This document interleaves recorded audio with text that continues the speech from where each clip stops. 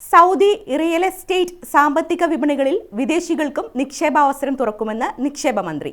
Saudi Japan മന്ത്രിതല നിക്ഷേപ ഫോറത്തിലായിരുന്നു പ്രഖ്യാപനം. തീരുമാനം മലയാളികളായ സംരംഭകർക്കും ഗുണം ചെയ്യും.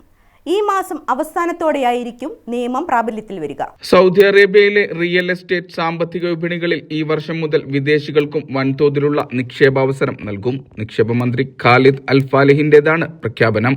സൗദി ജപ്പാൻ മന്ത്രിതല നിക്ഷേപ ഫോറത്തിൽ സംസാരിക്കുകയായിരുന്നു അദ്ദേഹം. വിഷൻ 2030 ആരംഭിച്ചത് മുതൽ നേരിട്ടുള്ള വിദേശ നിക്ഷേപം ഗണ്യമായി വർദ്ധിച്ചു. സൗദി അറേബ്യ ജപ്പാന്റെ ഏറ്റവും വലിയ ഊർജ്ജ വിതരണ സ്രോതസ്സായി തുടരുമെന്നും അദ്ദേഹം കൂട്ടിച്ചേർത്തു.